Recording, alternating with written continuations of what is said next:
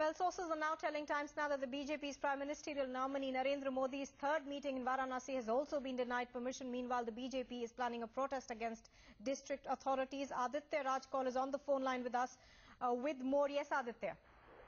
Well, absolutely. The BJP is taking a very aggressive stand against the returning officer, Pranjal Yadav, here in Varanasi.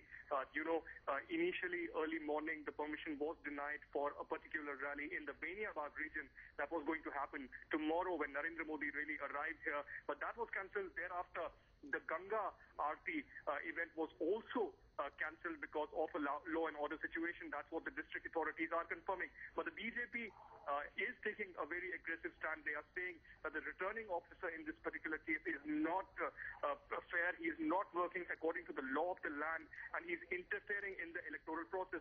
Now, Arun Jaitley has shot off a letter to the Election Commission demanding action against the returning officer. And even as I speak, BJP's Prime Ministerial candidate Narendra Modi is in touch with Arun Jaitley and also Amit Shah, who are camping here in the BJP's war room in Varanasi.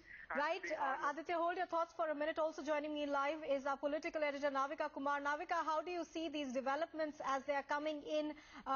Permission not only for rallies, but also the Ganga Aarti being denied to Narendra Modi. Well, it was three meetings in Varanasi that the BJP had sought permission for Narendra Modi. One was the Ganga Aarti, one was the rally in the grounds in Varanasi, and one was an important meeting with 150 important citizens, which was supposed to be in the banquet hall of a hotel.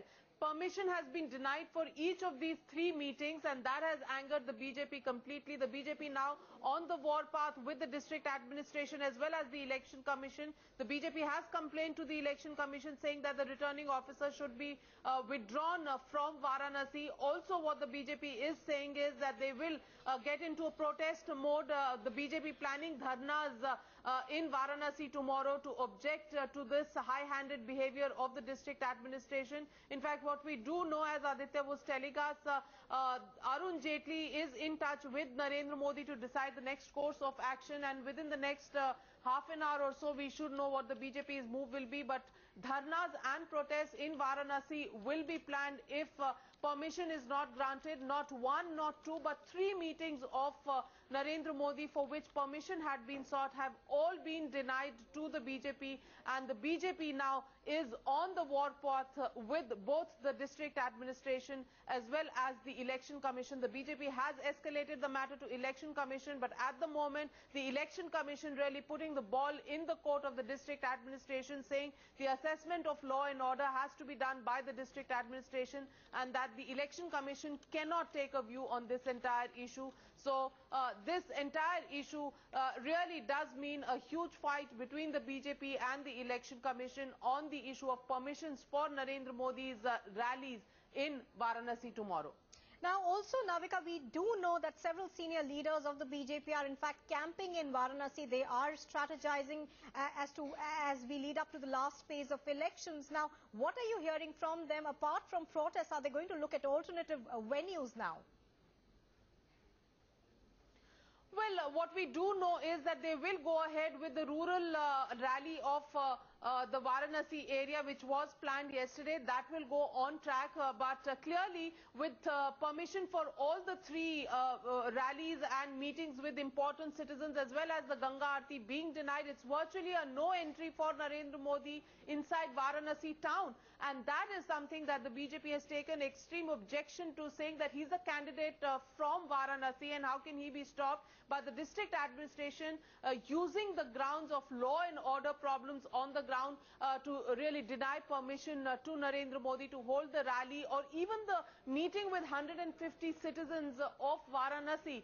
That permission also at the moment being denied, because what the BJP has been advised to do is shift that meeting outside the city limits of Varanasi, and that is being seen as a denial of permission by the BJP. So the BJP really escalating this entire issue to the Election Commission, demanding answers from the Election Commission, At the moment, of course, what we are getting to understand, the Election Commission doesn't seem to be in a mood to entertain any of these requests of the BJP, saying that the assessment of law and order will need to be done by the district authorities, and that's where really the issue stands. But the BJP now planning protests and taking this and escalating the war with the Election Commission to yet another level. Right now, Navika, how do you see this going forward? Obviously, there's going to be an escalation of issues between the Election Commission and the BJP, but how do you see this going forward? Is the BJP going to have to shift their venues now?